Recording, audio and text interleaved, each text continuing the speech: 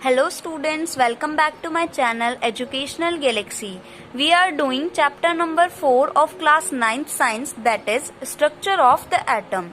And we have already done part 1 and part 2 in previous videos. I have given the link in description box, you can check out there.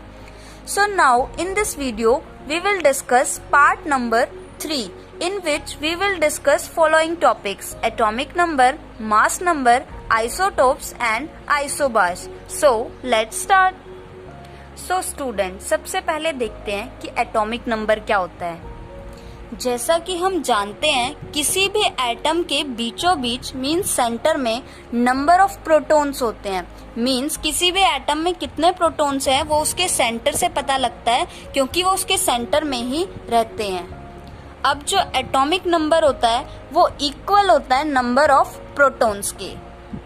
Means number of proton is equal to atomic number. किसी भी atom में जितने number of protons होंगे उतना ही उस atom का atomic number होगा। एक और बात, एटॉमिक नंबर को डिनोट किया जाता है Z से। So it is denoted by Z। Now for example, अगर हम हाइड्रोजन की बात करें तो उसमें जो नंबर ऑफ प्रोटॉन्स होते हैं वो 1 होते हैं, इसीलिए उसका जो एटॉमिक नंबर है मीन्स Z है वो भी 1 होता है। इसी तरीके से ऑक्सीजन की बात करें तो नंबर ऑफ प्रोटॉन्स क्योंकि 8 होते हैं तो एटॉमिक नंबर भी 8 होता है। So we can simply say atomic number can be defined as the number of protons present in an atom. अब देखते हैं मास नंबर क्या होता है। मास नंबर को एटॉमिक मास भी कहा जाता है। सो स्टूडेंट्स, जैसा कि हमें पता है किसी भी एटम के बीचों बीच सेंटर में 2 चीजें रहती हैं, एक प्रोटॉन्स एंड दूसरा न्यूट्रॉन्स। इन दोनों का सम करके मीन्स कितने नंबर ऑफ प्रोटॉन्स हैं एंड कितने नंबर ऑफ न्यूट्रॉन्स हैं, इन दोनों का जब जोड़ा जाता है तो हमारा मास नंबर निकलता है, मीन्स एटॉमिक मास। जब साइंटिस्ट ने स्टडी की, एक्सपेरिमेंट किए, तो उन्हें पता लगा कि किसी भी एटम का मास उसके सेंटर में लाई करता है। कितने number of protons and neutrons है, ये दोनों मिलके न्यूक्लियॉन्स बनाते हैं। क्या बनाते हैं? न्यूक्लियॉन्स। अकेला न्यूक्लियॉन्स ही किसी भी एटम का मास रिप्रेजेंट करता है। मीन्स उस एटम में कितने प्रोटॉन एंड न्यूट्रॉन है, उन दोनों का सम उस एटम का एटॉमिक मास होता है। So, we can simply say mass number can be defined as the sum total of number of protons and number of neutrons in an atom. For example, nitrogen की अगर बात करें तो nitrogen का mass number होता है 14 और जो उसमें नंबर ऑफ प्रोटॉन्स होते हैं ये भी 7 होते हैं एंड नंबर ऑफ न्यूट्रॉन्स भी 7 होते हैं, तो इनका सम करके 14 आ रहा है। इसीलिए नाइट्रोजन का जो मास है, एटॉमिक मास या फिर मास नंबर, वो 14 होता है।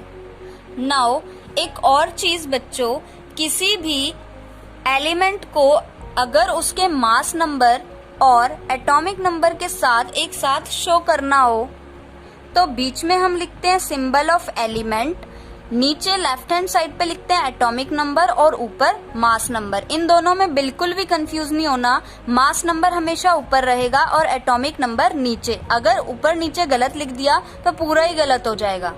फॉर एग्जाम्पल, अगर हम नाइट्रोजन की ही बात करें तो नाइट्रोजन का सिंबल होता है N, और क्योंकि इसका एटॉमिक नंबर 7 है, क्योंकि नंबर ऑफ प्रोटॉन 7 है तो एटॉमिक नंबर भी ऑफ कोर्स 7 होगा, तो नीचे 7 लिखेंगे और ऊपर मास नंबर कितना है? 14। इस तरीके से हम किसी भी एटम को उसके atomic number and mass number दोनों के साथ रिप्रेजेंट करते हैं।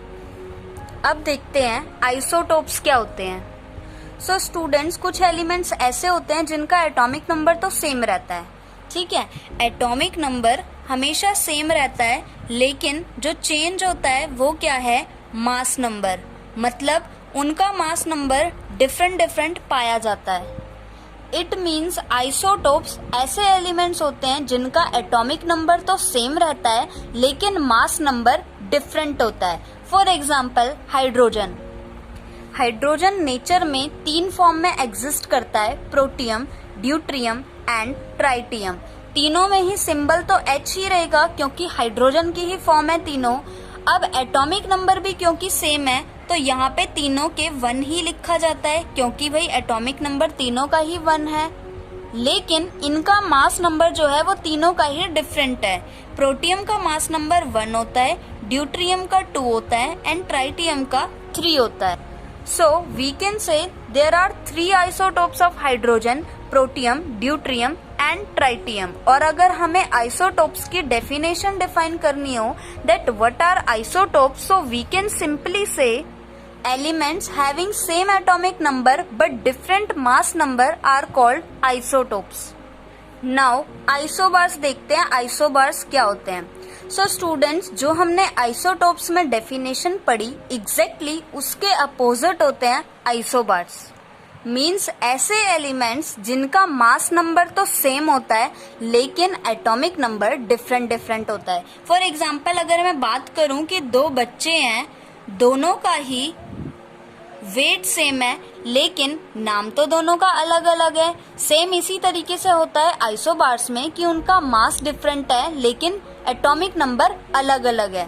For example calcium and argon, दोनों का ही एटॉमिक नंबर अलग अलग है। कैल्शियम का एटॉमिक नंबर 20 होता है जबकि आर्गन का 18, लेकिन दोनों का ही मास सेम है 40-40। So these are called isobars. अगर हम इनको रिप्रेजेंट करना चाहें तो कैल्शियम को हम लिखते हैं Ca और आर्गन को लिखते हैं Ar। अब क्योंकि इनका मास नंबर दोनों का ही 40 है तो ऊपर 40 आ जाएगा, जबकि नीचे एटॉमिक नंबर कैल्शियम के आगे 20 एंड आर्गन के आगे 18। इट मीन्स जो कैल्शियम है इसके न्यूक्लियस में जो न्यूक्लियॉन्स है, मीन्स न्यूट्रॉन प्लस प्रोटॉन का सम है वो भी 40 हो रहा है, और आर्गन के न्यूक्लियस में भी सेम चीज हो रही है कि जो प्रोटॉन और न्यूट्रॉन है दोनों का सम ही 40 हो रहा है। तो ये हमारे आइसोबार्स हो गए। Now we have completed our topic as well as our chapter. हमारा चैप्टर भी कंप्लीट हुआ। आई होप आपको अच्छे से समझ में आ गए होंगे। एग्जाम में क्वेश्चन जरूर पूछता है difference between isotopes and isobars. तो अगर आपको डेफिनेशन दिमाग में बैठ जाए एक बार कि किसमें एटॉमिक नंबर सेम होता है और किसमें मास नंबर, तो कोई सवाल ही नहीं है कि पेपर में गलती हो जाए, कंफ्यूजन हो जाए। सो आई होप आपको पूरा चैप्टर अच्छे से समझ में आ गया होगा। अब मिलते हैं हम एक न्यू चैप्टर के साथ नेक्स्ट क्लास में। Bye bye.